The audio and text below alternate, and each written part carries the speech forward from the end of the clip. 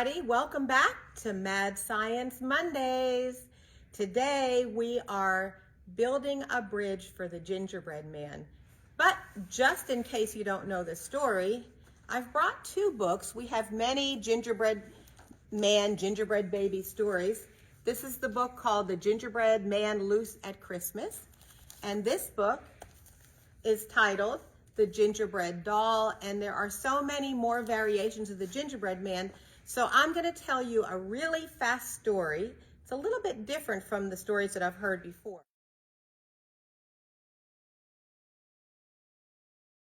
So, of course, our fairy tales always start with once upon a time. Once upon a time, there was a little old lady, and she decided that she was going to bake a gingerbread man. So she mixed up the dough, she rolled the dough out, she cut the gingerbread man, and she put him in the oven. Well, when the time was ready for the gingerbread man to come out of the oven, she pulled open the oven, pulled out the pan, and out popped the gingerbread man. Well, he started running, and he ran and ran. Now, this is the part I need you to help me with. It goes like this, and Professor I is here. She's helping film right now. It goes like this. Run, run, run as fast as you can. You can't catch me. I'm the gingerbread man. Okay, so Professor I, will you help me say that? Yes. Okay, so she is running after the gingerbread man, and she says, run, run, run as fast as you can. You can't catch me. I'm the gingerbread man.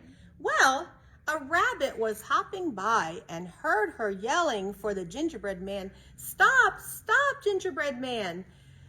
And the gingerbread man turned around and looked at the rabbit and said, run, run, run as fast as you can. You can't catch me. I'm the gingerbread man.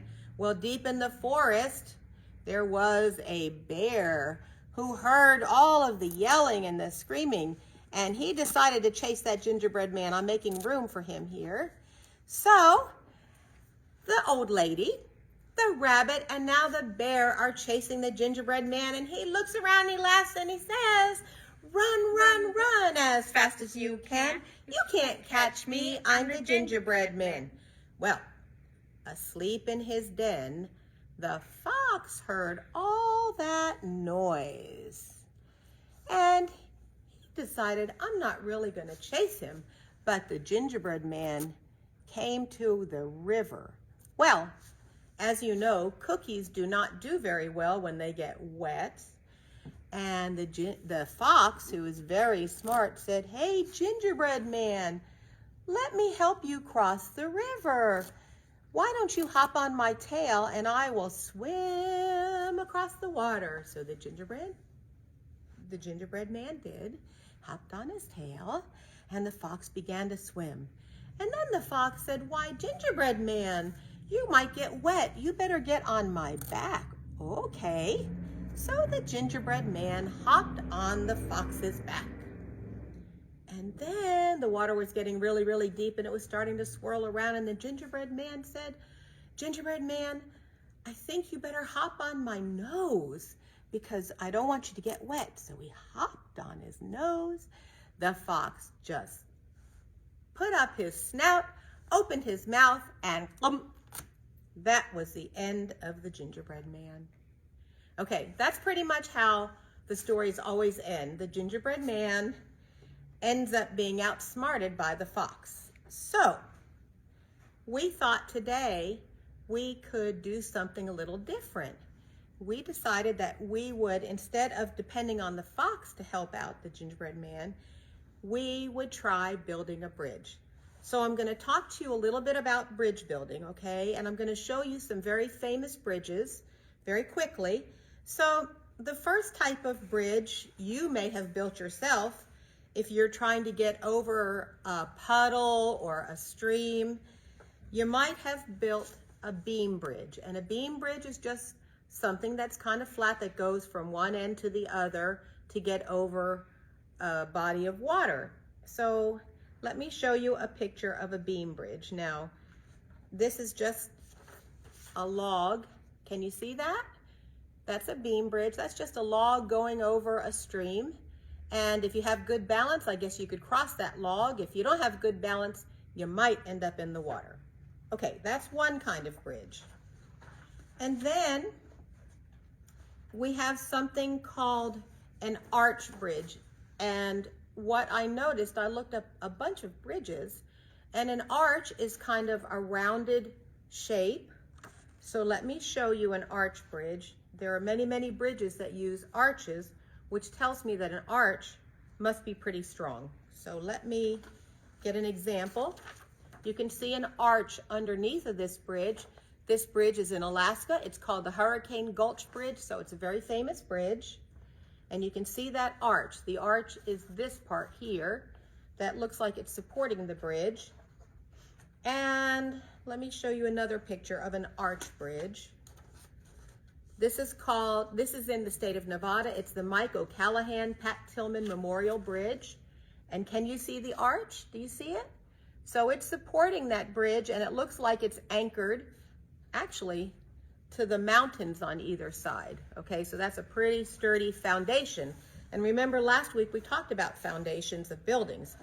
Now the last type of bridge is called a suspension bridge. Okay, so a suspension bridge usually has cables that are anchored to either a concrete or rock, something that is going to really be sturdy to hold them up. So you might have heard of this type of bridge. This is the Golden Gate Bridge in San Francisco. Okay, and you can see the suspensions, all of this here, and then it is anchored down into the water, and it looks like it's anchored on the rock right here. It's a really long bridge, and it's a very famous bridge. Well, hi. Are you ready? Are you ready to build your bridge? Let's talk about what you need. We're using some index cards. Correct, and I had the big size. These are 5x7s. You can use 3x5s, but your supports will have to be closer together. Some pennies, some penny rolls. You have a ton of pennies. Yeah, I do, just in case our bridges are really, really strong. Need some scissors. And here we have a tape measure. Why do we need a tape measure? Well, the supply list calls for you to use books, and you need even height. They have to be even because you don't want a bridge, you know, that's slanted. I just happen to have these Lego blocks, and so I'm using them, but you can just get a stack of books, doesn't have to be this high. And I use the tape measure to measure the distance so it'll be equal distant for each of our examples of our bridges. Okay, so first bridge, we're gonna make a flat bridge. Okay.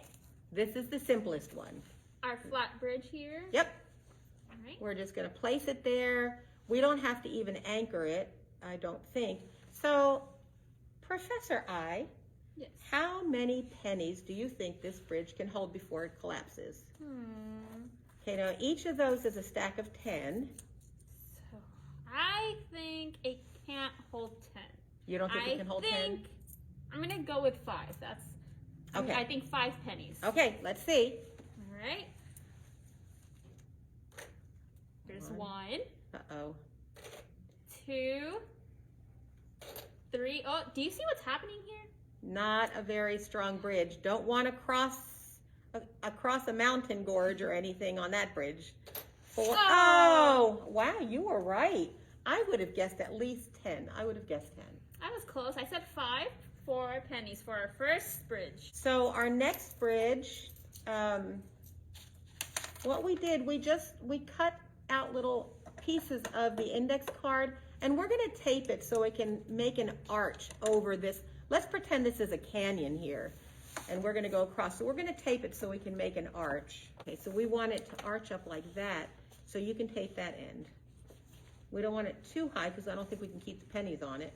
So an arch must have a little bit of a stronger support than just flat. I'm going to guess, we only did 5 for the last one. I'm going to guess 15. Whoa. I think they may roll off our arch, but we'll see. Okay, are you ready? Yep. 1, 2, maybe you can stack them. 3, 4, 5, 6. Is that 6? I think it's 6. 6, 7, oh, 8. I think, you know what? I think we have to stop because in fairness, it is taped and I think it would have collapsed in. So it really wasn't that much stronger. No. The way we build it anyway. Okay, so what we're gonna do is just fold an index card in half. Fold it in half. And then fold it in half again.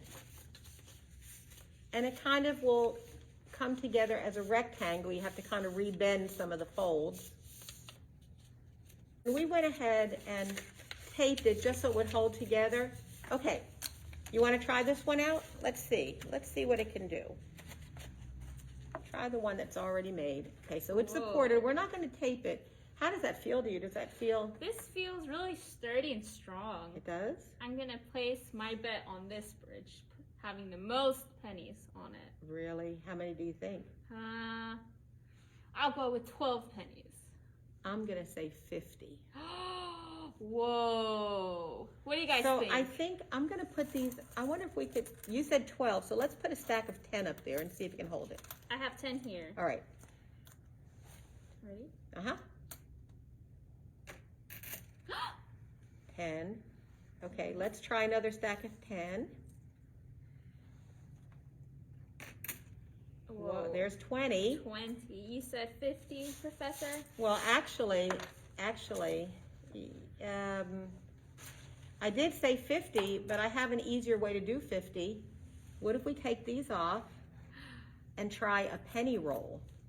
Because in a penny roll, which I got from the bank, it has 50 in it. Let's see if it can hold, maybe do it this way. You guys ready? Don't drop it, just place it.